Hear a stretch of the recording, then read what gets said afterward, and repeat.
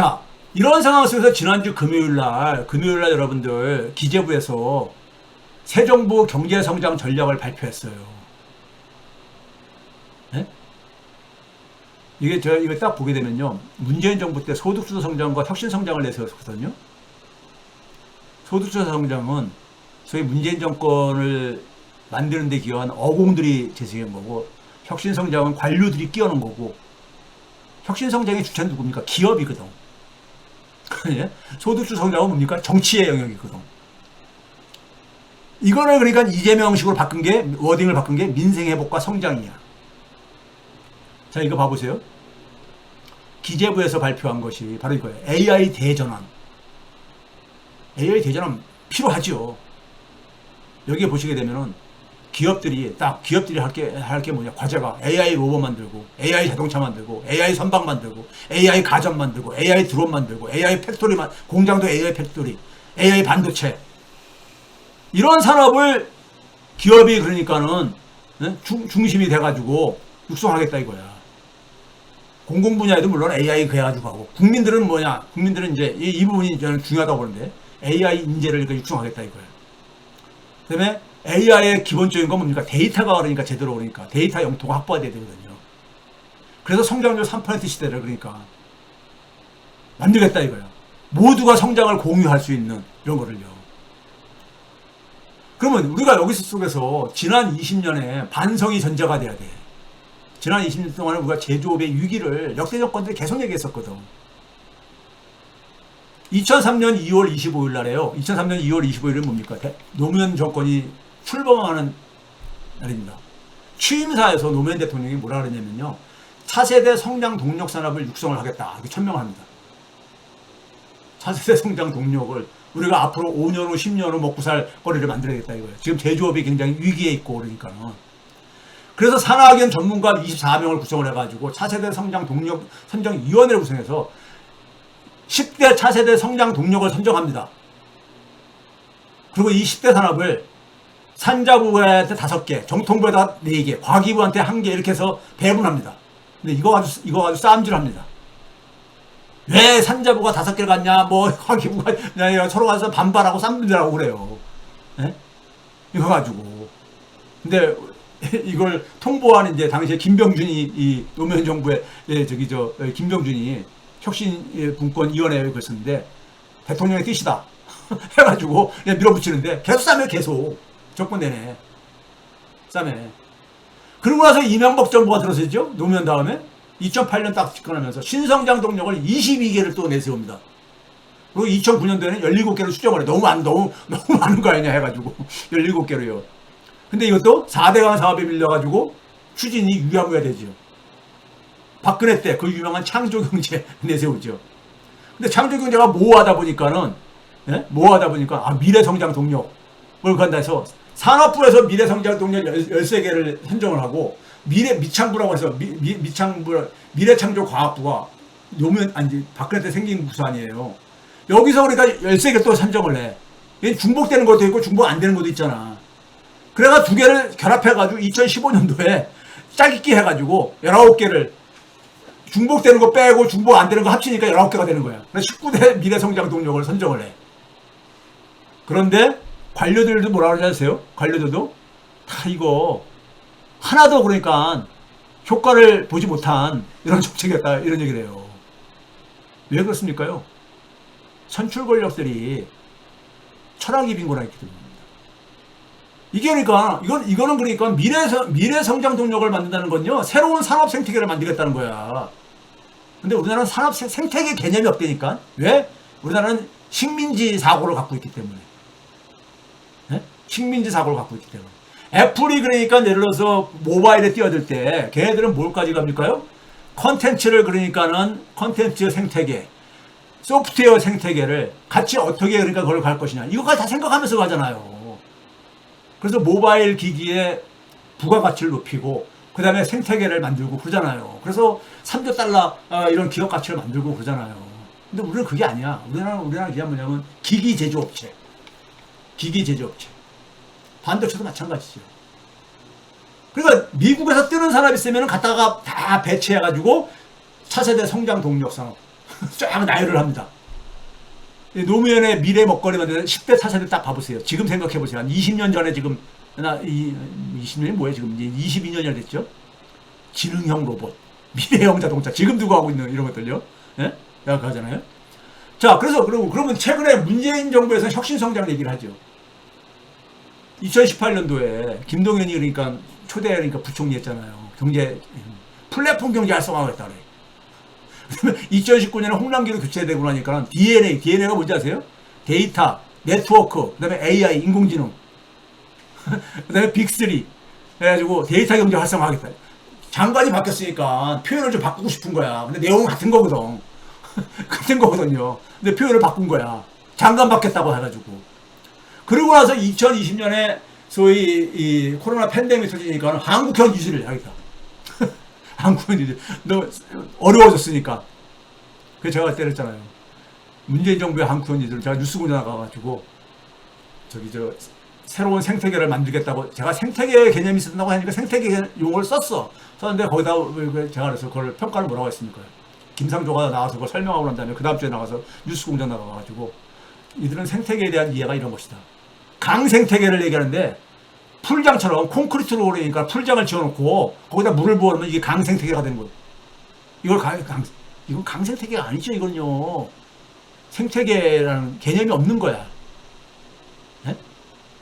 그러다 보니까는 지금 무슨 우리나라에 플랫폼 기업이 제대로 만들어진 게 있습니까? 아니면 데이터 인공지능이 만들어진 게 있습니까? 아니면 뉴딜이 제대로 된 게 있습니까? 네? 민주정권에서라고 해가지고 된 게 뭐가 있냐고요. 국힘당 정권에 된 것도 없지만은 된 게 뭐가 있냐고요.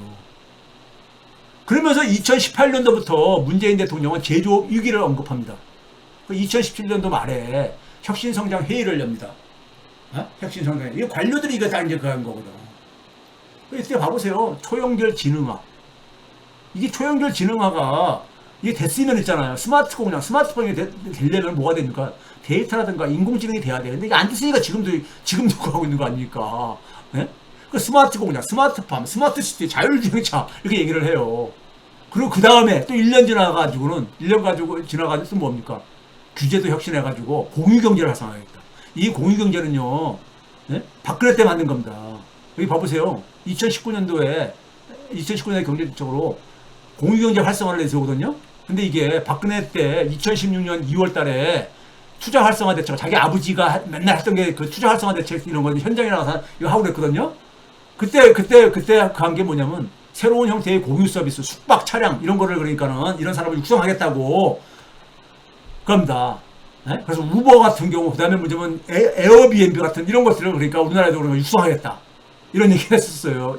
이게 관료들이 정권이 바뀌면요.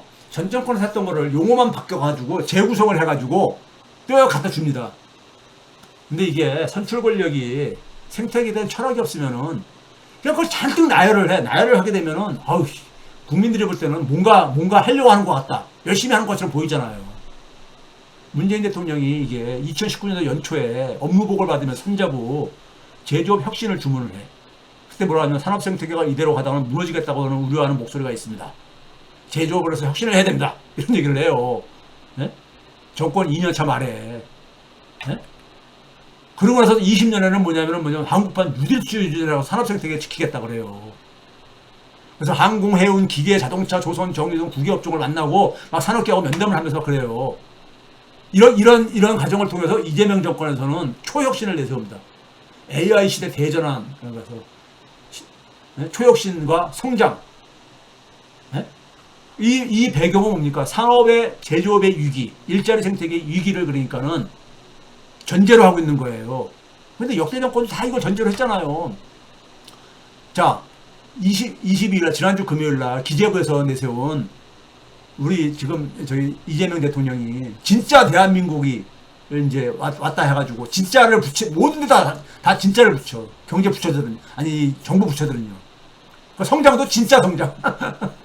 네? 진짜 성장. 진짜 성장은 포장하는 게 뭐냐면 이제 혁신을 통해 가지고 하기 때문에.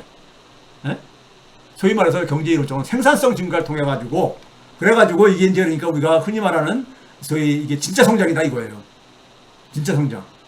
네? 근데 기술 선도 성장, 여기에 모두의 성장, 이게 그러니까 문재인 정부 때 소득주 성장이 모두의 성장으로 바뀐 거고요. 공정성장은 뭐 문재인 정부 때도 얘기했잖아요. 혁신성장, 공정성장, 공정경제, 그 다음에 소득주 성장 이렇게 얘기했잖아요. 네? 봐보세요. 관료들이 만들면 이렇게 됩니다. 관료들이 만들면 이렇게 돼요. 이게 당시에 문재인 정부에서 냈었던 거야.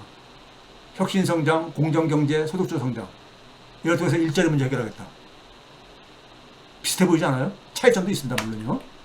자, 그런데 우리가 지금 현재 제조업의 위기 상태를 봅시다. 아까 제가 탈공업화가 제조업의 위기를 상징적으로 보여주는 게 뭐냐면요. 수출에서 제조업의 비중, 차지하는 비중이 한국이 90.8%에서 84.9% 떨어지는데 얼마 걸렸냐? 31년 소요됐습니다. 근데 이 비슷한 수치가 일본에서는 얼마 걸렸느냐? 47년 동안 걸렸어요. 그러니까 우리는 굉장히 빠르게 진행되는 거야. 제조업의 경쟁력 약화가요, 굉장히 빠르게 진행되는 거예요. 네? 독일은 49년 걸리고, 일본은 47년 걸리고, 우리는 31년 만에. 네? 그러니까 제조업의 위기, 산업의 위기를 얘기하는 건 맞는데, 그렇다면 새로운 생태계를 만들어야 되지. 그래서 반도체 착지를 걷어내고 나면은, 제가 앞에서 보여드렸잖아요. 이렇게 하다고.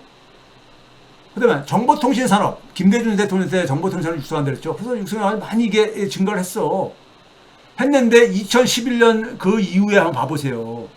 파란색 막대기가 반도체를 뺀, 정보통신산업에서 반도체를 뺀 부분이 줄어들었잖아. 굉장히 한 200억 달러 가깝게 떨어졌잖아.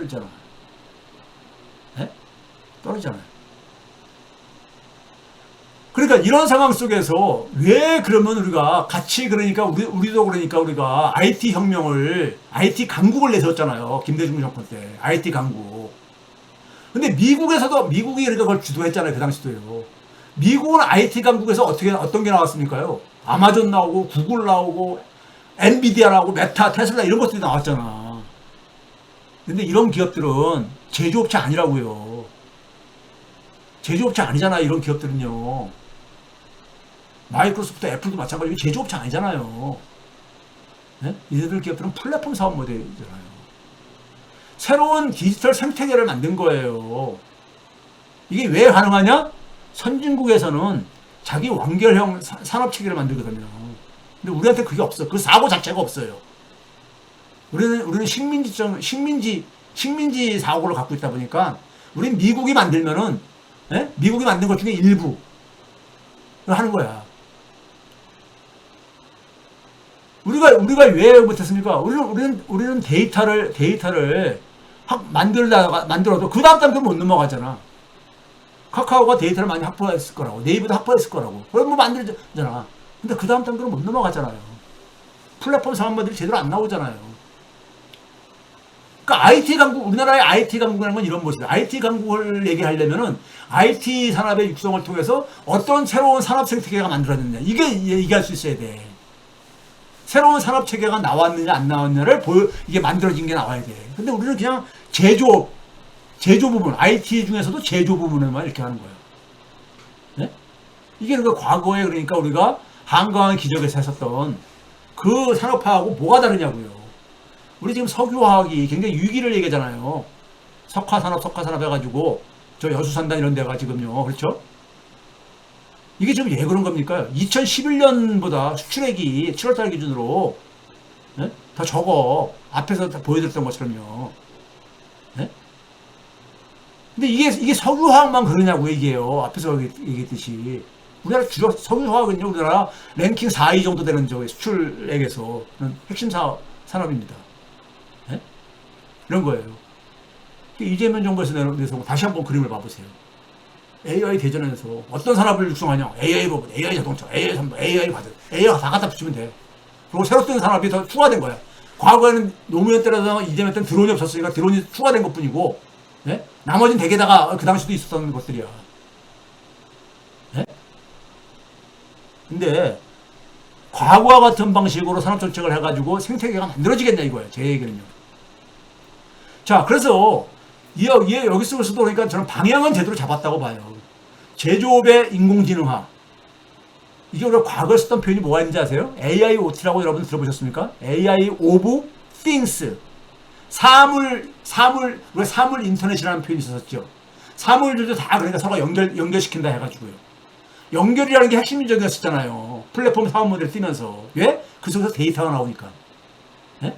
그러니까 바깥에 나가서도 그러니까 집에 냉장고라든가 집에 뭐 저기 이 밥하는 것을 컨트롤할 수 있게 다 그러니까는 이 인터넷을 그러니까 사물 속에다가 그러니까 인터넷으로 연결하게 되면 거기다 이제 인공지능까지 하게 되면 사물도 그러니까는 인공지능 기반에 이게 소위 말해서 AIoT였었죠. AIoT. 근데 이게 지금 뭘로 간 겁니까? AIOM. 제조업의 AI와. 이게 제조업 현장에 인공지능 기반의 휴머노이드 로봇을 구체적으로 얘기하면 이걸 도입한다는 거 아닙니까? 예? AI 기반의 인공지능을요. 휴머노이드 로봇. 이거 필요한 겁니다. 경쟁력을 가지려면 제조업이. 필요하죠.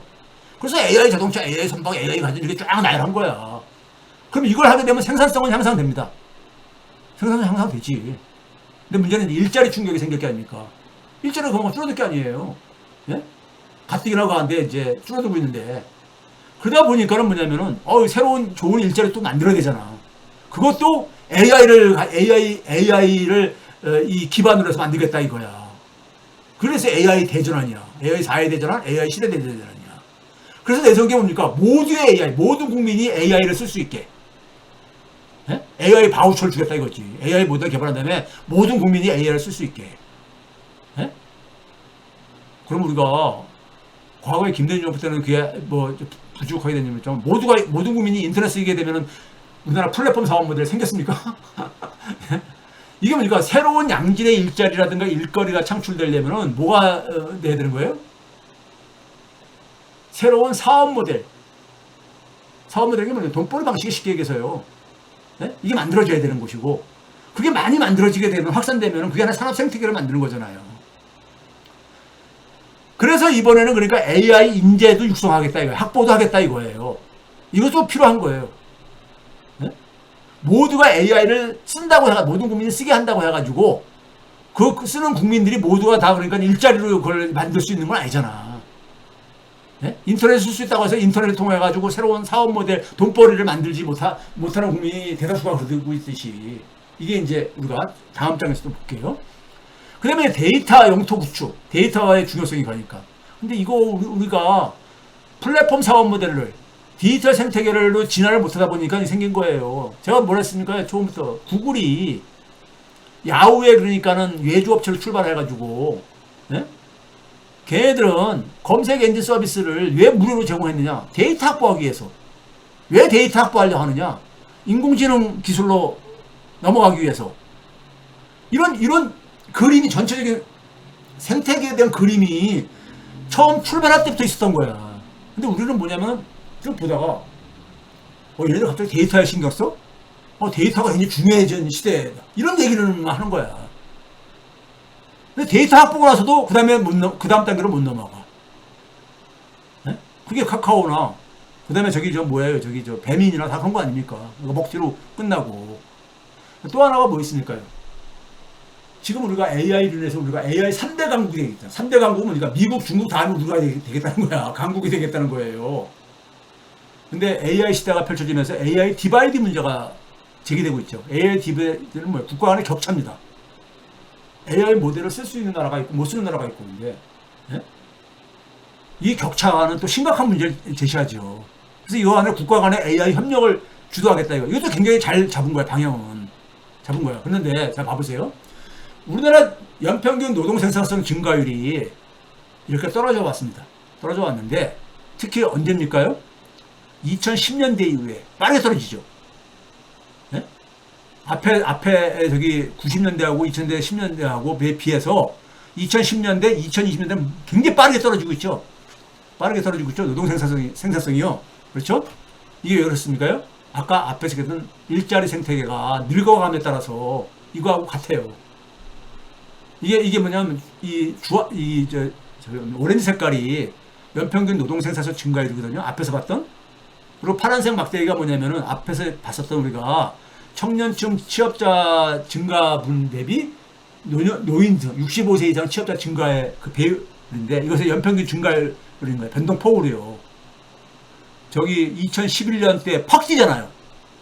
10년대. 2020년 더 많이 뛰죠. 3.6에서 8.1로. 그게 왜 그런 거예요? 노동 생산성 증가율 팍팍 떨어지잖아. 그러면서. 그러니까 노동 생산성을 증가시키려면은 이 산업의 그러니까 위기도 풀어야 되지만은 이 일자리 생태계를 문제를 풀지 않으면요. 이거 봐보세요. 연평균 노동 생산성 증가로 취업자 연평균 소득 증가율이 같이 가잖아요. 이재명 정권이 사회소득을 강화해야 하는 이유인 거야. 근데 이게 지금 갑자기 제가 볼 땐 허공에 붕 떠버렸어. 2000년대 여러분들 김대중 정부의 IT 강국의 산업정책이 왜 저는 실패라고 봐요. 실패라고 봐. IT 앞에서 보여줬잖아요. IT의 경쟁력이 지금 어느 정도인지. 문재인의 한국판 뉴딜하고 이재명의 AI 3대 강국. 문재인 때도 그러니까 뉴딜 펀드 조성하고 그랬잖아요. 지금 국민성장 펀드 만들겠다는 거잖아요. 그러니까 모두의 AI 시대, 이건 필요한 겁니다. 필요 조건 중에 하나라고 인정을 해요. 김대중의 IT 강국도 모든 국민들이 인터넷에 그러니까 보급을 그러니까 굉장히 하는 데서 그것도 한 거죠. 비유하자면은. 근데 문제는 뭐냐면 새로운 산업 생태계로 진화를 했냐 이거예요. 못했잖아요. 네? 즉 IT 강국은 플랫폼 사업 모델을 만들어내기 위한 디지털 산업 생태계를 만들기 위한 하나의 출발점이었던 거야. 불과했던 거야. 근데 그걸 못 갔잖아 우리는요. 네? 산업 생태계의 전환을 못했잖아요. 그러니까 지난 20년 넘게 계속해서 이제 미래 성장 동력을 계속 예치는 거야 반복적으로. 그러다 보니까는 이거 해냈으면 그거 예칠 필요 없죠. 미국에서 미래 성장 동력 이런 거 예칩니까? 그러니까 모두가 AI 모델을 사용한다고 해서 그 AI 모델을 국민들이 공짜로 사용한다고 해가지고 새로운 가치, 새로운 돈벌이, 새로운 일거리를 만드는 걸로 이어지냐 이거예요. 네? 이 부분이 없다 이거예요. 이 부분이 없어. 그래서 이걸 보완하려면은 첫째는 뭐냐면요. AI는 그러니까 우리가 사람의 지능을 그러니까는 대신해 줄 수 있는 에이전트를 그러니까 우리가 확보하는 거 아니에요. 근데 문제는 뭐냐면 우리가 과거처럼 그러니까 그런 지식은 습득할 필요가 없지 그러니까.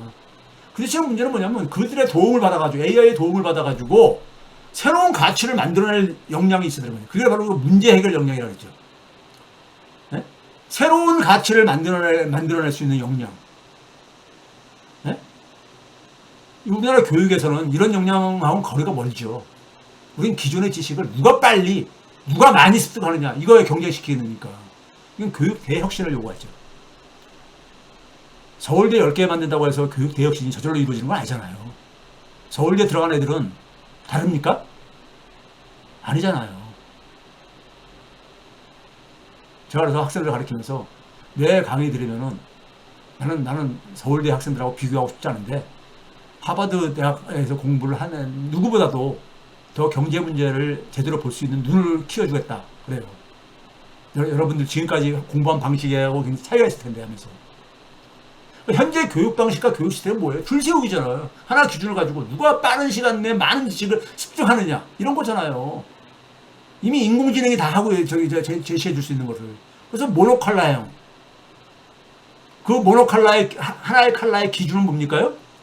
삼성전자가 제시한 거. 삼성전자가 하는 사업과 관련된.